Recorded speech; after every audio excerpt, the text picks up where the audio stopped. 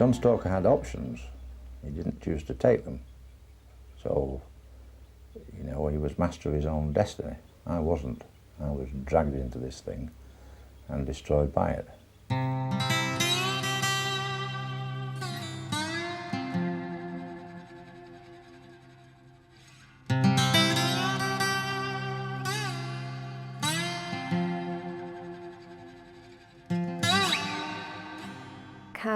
Somebody said to me in 1984, by the time 1989 comes along, you will have lost your home, your husband will have lost all his businesses, you will have lost all your money, and your husband will be standing trial. I'd have probably jumped in the river and thought that was an easy way out.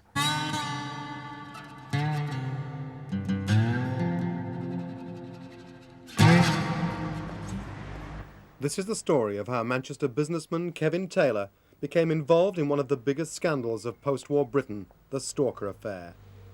He lost everything, his home, businesses and almost his liberty, because of allegations that he was involved in drug trafficking and organised crime. But tonight we reveal that the police knew 7 months before his friend John Stalker was removed from a sensitive Northern Ireland inquiry that there was no evidence to link Taylor to any criminal activity. I think I could only describe myself as a little pawn in a big game.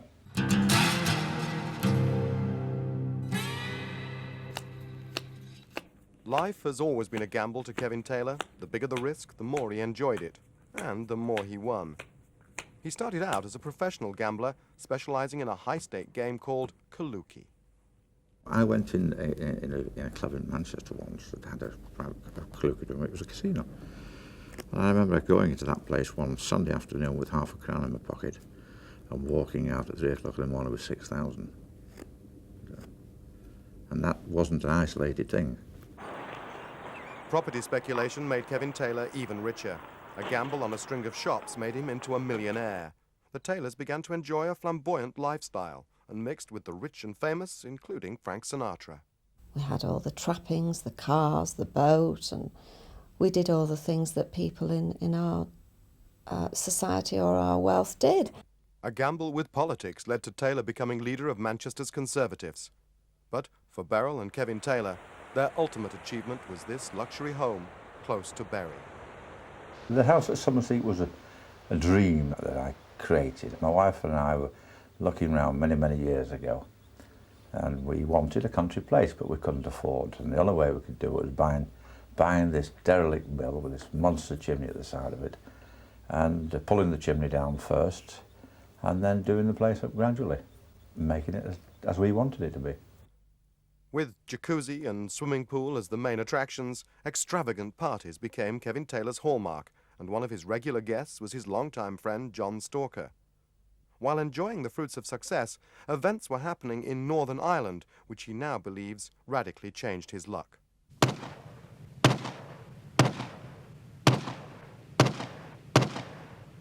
Six men were shot dead by a crack unit of the Royal Ulster Constabulary, the RUC. All but one of the dead had links with terrorism. The RUC were accused of revenge killings and of adopting a shoot-to-kill policy. To find the truth, John Stalker and a team of Manchester police officers travelled to Belfast and stepped into what seemed to them an alien world.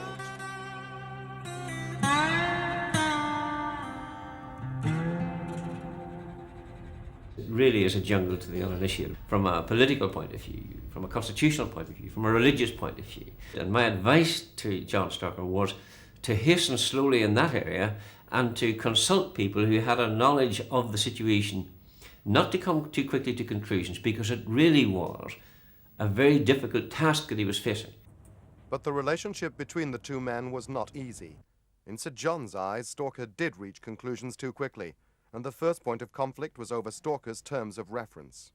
Sadly, within the first 8 weeks, he had ignored them completely, formed conclusions which he never communicated to us, which were, quite frankly, ill-founded, and caused great suspicions and concern in the force when we became aware of what was happening. Oh, it's absolute nonsense. My terms of reference were extremely wide in relation to the 6 incidents. I mean, there were 6 deaths, let's not forget this, over a 5-week period. 6 people were shot dead by the same group of policemen in 5 weeks, in 3 incidents. And my terms of reference were to investigate thoroughly. From the beginning, John Stalker had felt like an outsider in the province, but he'd been warned. Well, when John was offered the job, he came that evening to our house for dinner, and after dinner John and I sat in the jacuzzi having a drink and relaxing, and we talked about the job he'd been offered, and I advised him not to take it. I said, John, you're a Catholic. There's no way you should be taking this job. You're investigating a police force that is a Protestant police force, a police force that's under tremendous attack. There can't be any medals in this for you. Don't take the job. Stalker was unnerved when he discovered that his mother's Irish Catholic roots seemed to be of interest to the RUC, and, he claims, to Sir John. He produced, on my very first meeting, a piece of cardboard which had on it my mother's family tree, going back 100 years or more. That's a lie. I still know nothing. I mean, this is the one thing, and I first became aware of this, I think, in the issue of the book. I don't want to dwell on it because I find it distasteful. People in Northern Ireland know that that's not my nature. The man who wrote those details out, and it happened on a date in May in the City Hall, Belfast City Hall, has made a long and detailed affidavit to that effect, and, as I say, reproduced the family tree that he sketched out for Sir John. While Stalker was having troubles of his own in Belfast, his friend Kevin Taylor was having bigger ones in Manchester. In February 1985, Stalker's own police force had set up a special surveillance squad, the Drugs Intelligence Unit. Its head, Peter Topping. Its nickname, Topping's Army. Their target, Kevin Taylor. The investigation codename, Operation Kaluki. And you must be talking about 100 or more police officers involved in this. That's a very rough guess. It could have been a lot more than that, but I doubt if it would be any less. Yes, it was very big indeed. It's the sort of resources that you would put on major terrorism or a multi-murder or a child killer or something like that. During police raids on Taylor's home, offices and those of his associates, photographs and documents were removed. Some of the photographs showed John Stalker in Kevin Taylor's company, further evidence of a relationship that was already well known to the police. At the time the investigation into Taylor was intensifying, Stalker was about to submit his damning report on the RUC. But after months of investigation, he'd been prevented from obtaining one vital piece of evidence, an MI5 tape of the killing of Michael Tighe, who was 17 and had no known terrorist connections. Those tapes and transcripts would have been destroyed maybe 2 years previously. I'm afraid John Stalker had little experience and was rather naive in the handling of intelligence and in the requesting of things. Even without the tape, Sir John sat on the report for 5 months, refusing to send it on to the man who'd asked for it, Northern Ireland's Director of Public Prosecutions. The report was flawed and faulted, and I say that again, that the report was flawed and faulted. And I'm satisfied that we established that in our analysis of it. That it took us 5 months to analyse the report to make some sense out of it. And indeed, when I got the report, and I think that was on the 19th of September 1985, and I put 2 chief superintendents, detective chief superintendents, to read the report, check what had been recommended, and check the evidence before I sent it to the Director of Public Prosecutions. I have never ever heard of any chief constable in this country, there's 40 odd of them, ever taking it upon themselves to sit down and analyse line by line and do a critique of an independent investigation into their force. And I can only say that Sir John is out of step with every other chief constable in the country. Sir John, this was a report requested by the law officer in Northern Ireland. May I say this, that you're an investigative journalist, I'm a senior police officer. Give me the credit of knowing how to handle reports which I receive, and don't try to suggest to me that I behaved improperly with a report within your lack of experience. Back in Manchester, the police wanted access to all Kevin Taylor's business and personal bank accounts. In this sworn statement, the police linked Taylor to unlawful drug trafficking, associating with major criminals, and allowing firearms to be taken aboard his luxury yacht. It was the same yacht on which Stalker and Taylor had spent a holiday together in Miami in 1981. The suspicion that a senior police officer was connected with such a man was enough to lead I to think I've Stalker's already said that suspension in professionally the I'm summer of hurt because I 1986 know of no reason why and his that shouldn't be removal the from the case. Ulster But beyond inquiry. that, But still, there was I no think charge I against should really Taylor. not say any more. Would you have liked to carry on with the inquiry? Yes, I would. After 12 months of investigation, the police must be desperate to charge me with something. And that does cause me concern. Many suspected that the inquiry into Taylor was simply a device to remove Stalker from the sensitive inquiry into the RUC. I was doing a professional job and perhaps doing it too well in some people's eyes, and I had to be got rid of, as it were, professionally, and Taylor got dragged along in a very high level web of intrigue and conspiracy, you may say, I don't know. But certainly he got dragged into it. Ready to attack. Ready to attack. Get at it. Last autumn, Taylor went on trial, but there was no charge of drug trafficking or of involvement with known criminals or organised crime. In fact, he was only charged with attempted fraud against a bank which had made no complaint. The charge related to Taylor's dealings with the Manchester-based Co-op Bank. Terry Bowley was responsible for the Co-op's business with Taylor's companies. He may not have told us exactly the truth 100% of the time, but if all my customers had to do that, then a lot of them might also be on a charge. I took the view that I could protect the bank's position, get the business in by acting in a manner which corporate people expect in the marketplace. So you were cutting the red tape in your dealings with Kevin Taylor, is that what it amounts to? Yes, but never putting the bank at risk. Were those cutting corners ever dishonest? No, never dishonest. I had put on in the 6 years I was in corporate business with roll-off loans, you understand, I suppose something in the region of £250 million. These police notebooks obtained by OpenEye belong to Inspector Stevenson, the officer in charge of Taylor's fraud investigation, and other members of Topping's army. They show that they made many visits to the Co-op. Even Peter Topping called in. The officers noted that some bank employees were suspicious of police motives. One senior bank official is quoted as not trusting the police. Two of them in particular each of them spent over 100 hours in the police station under enormous pressures, and they were dragged off at weekends without notice, different police stations, and in my view all part of a pressure tactic. Bowley was dismissed by the Co-op for breaches of the bank's lending rules. He stood trial alongside Taylor and two other men, Taylor's accountant, Derek Britton, and quantity surveyor, Vinnie McCann, photographed here at a police function. The charges related to attempted fraud against the Co-op Bank. Roger Gorvin, who I've already said was my boss, a director then and now, said in court that I wasn't dishonest. Inspector Stevenson said that after their suggestions to the bank, they'd investigated the case, they wished to make no complaint, and there was no evidence of fraud in their view. As the trial progressed, a number of new facts came to light. The police, it was revealed, had thoroughly investigated all transactions on Taylor's American Express card. However, they'd overlooked his Barclay card. That intrigued Kevin Taylor's defence barrister, David Hood. That was surprising given the thoroughness of the investigation of all of his financial affairs. It was of particular interest to the defence because the card they did investigate was the card used to purchase tickets with which Mr. Taylor and Mr. Stalker went on holiday together. And it was always the defence suggestion at trial that the investigation of Mr. Taylor had really been an investigation of Mr. Stalker. By now, Taylor's luck had run out. The family had lost everything. The police inquiry and the publicity led to Taylor losing his businesses and, as a result, their dream home near Bury. I wouldn't like to come Sad, back. wouldn't you? Nope. The place looked rather deserted and a little neglected, and that made me feel sad.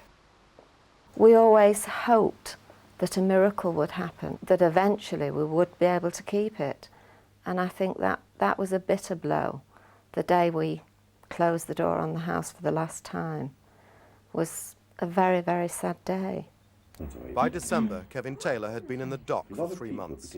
As the family prepared to celebrate Christmas in a rented house near Bolton, Kevin Taylor was looking forward to clearing his name in court.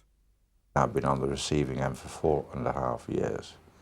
Only now is all the truth coming out. And no one would be happier than I when all the truth has come out. There are mornings when I wake up and feel like that I can't carry on anymore, that I've had enough, and for various reasons I'm sick and tired of the whole thing. But he usually says, now then, you know, we've got to get hold of this day with our teeth and shake it around and go out there and show them all that we're not giving up, that we're still in the game. That's his favourite expression. We're still in the game, and that's where we're staying. Taylor's will to win was rewarded in January. Detective Inspector Anthony Stevenson, a leading member of Topping's squad, took the witness stand. As he was cross-examined, he told the court that he simply couldn't find the files on which the whole case had been based. Where are they? I haven't got those files. Where are they? I haven't... The papers I had access to at the time were maintained by the drugs intelligence side of the unit. Where are they? Well, I hope they're still there. I don't know. But why on earth did you not tell us that they may well still be in existence? Because I can't find them. Well, I've asked this. This has been a problem for some considerable time. I've been trying to determine the source of the information to his committal. You just said that they may be with the drugs people, did you not? Yes, but we've looked around everywhere for this original information. I've asked every member of staff, and it's not available. You're a very experienced officer, Mr. Stevenson.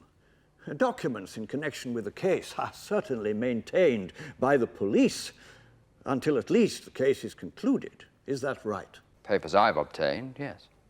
Have you never in your experience encountered a situation like this? No, it was a unique situation. I find it quite extraordinary. Stevenson claimed he'd asked all his colleagues if they knew where the files had gone. 4 senior officers were then brought in front of Judge Sachs. They contradicted Mr. Stevenson. Has Mr. Stevenson asked you, during the currency of this inquiry, particularly since July, if you know where they are? No, he has not, sir. Mr. Richardson, have you been asked about the whereabouts of those files in the last few days? No. By anybody? No, I haven't. What about the last year? I can't recall, Your Honour. Mr. Murray, in the last year, has Mr. Stevenson ever asked you about the whereabouts of any of these documents? Not that I can recall, Your Honour. Mr. Waterworth, have you been asked in the course of the last few days or weeks about the whereabouts of the DIU files? No. Or the information contained within them? No. By no one? No. Mr. Stevenson was again cross-examined, but was unable to offer any explanation as to why he was contradicted. Mr. Stevenson, are you able to offer any explanation as to why those officers have all said that you made no such inquiry of them? No, I can't offer any explanation at all about that. You suggested yesterday, Mr. Stevenson, that you had been rather left holding the baby. In a sense, yes. Brian Hilliard is a former Metropolitan Police officer and now editor of the influential Police Review. He has studied transcripts from the trial. I'm amazed at the D.I. Stevenson's failing to mention the existence of 60 files which are very relevant to his investigation and should have been given to the defence before the trial. I'm further amazed to know or to find from his answers that those files can't be found. Nobody in Greater Manchester seems to know where they are. Slog to Within get it hours, out, the hasn't case it? collapsed. How did you feel when the prosecution decided they had no further evidence to bring? More than a bit emotional. There were a few tears, were there? Yes. Just a few. Lots of tears. At the celebrations, even some jurors joined in. After the trial, the Director of Public Prosecutions called upon the county's Chief Constable, James Anderton, to hold an inquiry into the collapse of the trial. To date, no action has been taken. The director can't order a chief constable to take action, but it's a gentleman's agreement that when he suggests an investigation starts, the investigation starts that day. All the major investigations that are going on now when they're either suggested by the Police Complaints Authority or by the DPP. An officer is appointed within 24 hours. But any inquiry may also have to look at Mr. Anderton's own role. Police notebooks show that the Chief Constable closely monitored the work of Topping's squad. And, unusually for a Chief Constable, they show that Mr. Anderton attended a case conference at the headquarters of the Director of Public Prosecutions in the summer of 1986. Certainly, in my experience, it is without precedent for a Chief Constable to, as it were, participate in a case conference, not forgetting that this was a case conference in a case where no bank had ever made a complaint. John Stalker returned to work in August 1986, but not to Northern Ireland. The RUC and others have always denied that there was any conspiracy or any collusion to remove Stalker. But we now know that there was some contact between officers investigating Taylor and the RUC, something which has always been officially denied. The evidence is contained in the police notebooks. On the 26th of March 1986, a member of Topping's army escorted a senior RUC officer to Manchester Airport. The RUC man isn't named, and the purpose of the visit remains a mystery. After completing the journey, the Manchester officer then headed back to the Co-op Bank. The officer in question was unable to remember the incident or anything about it. He went on to concede that he'd never been asked to do that before in over 20 years of police service. It sounds peculiar, unusual, let me say. But I would find it even more unusual if both the chief and the assistant chief of a force denied or said that they didn't know who that man was. That then would ring some alarm bells. I have no knowledge of that at all. I just have no knowledge of it. I would suggest that if you're dissatisfied with that, you've got to inquire elsewhere, but there's nothing I can say about that. Sir John later checked with his former head of Special Branch. He told us that he still can't explain the visit, but believes it was probably routine. But now, Stalker's view that he was falsely removed from office has been strengthened. In a major revelation at Kevin Taylor's trial, a senior detective admitted that in November 1985, at least 6 months before John Stalker was removed from his inquiry for having links with Taylor, police knew that there was no evidence to link Taylor to drug trafficking or any other serious crime. Mr. Stevenson, let us take up your evidence about this inquiry being at a dead end when you came to be involved within it, and the access orders in which you make it plain that the inquiry cannot proceed unless you inquire into the financial dealings of Taylor and his companies with a view to considering his activities in their true perspective. That's correct. You agree there is no doubt that without those access orders, this inquiry could not have proceeded and would have died a death? It wouldn't have got off the ground, Your Honour. It was very significant, really, because at that stage, numerous witnesses had been seen and interviewed in relation to Mr. Taylor. Suggestions had been made about him in relation to fraud, in relation to organised crime, and in relation to drugs. And yet, by November of 1985, there was apparently, according to the evidence of Mr. Stevenson, no evidence against him whatsoever in relation to any criminal activity whatsoever. Why on earth, then, was I removed from an important investigation 8 months later, in May 1986, with such clinical speed? Why did it happen if then the knowledge was in the possession of senior police officers that Kevin Taylor was clean? Greater Manchester Police, James Anderton and Peter Topping declined our invitation to appear on this programme and to discuss the points raised in it. The whole prosecution, in my view, was a fraud. It was a contrivance. Is John Herman's conscience very clear about all this? Yes. Never more so. Never more so. Taylor's name has now been cleared, but over the last 6 years he has lost everything he had built up. He now lives on Social Security. They might have ruined me financially, but they haven't broken my spirit. Kevin was a pawn, and we were used and terribly abused as well. And I can't find it in my heart to forgive the establishment and the GMP for that. Ever, ever.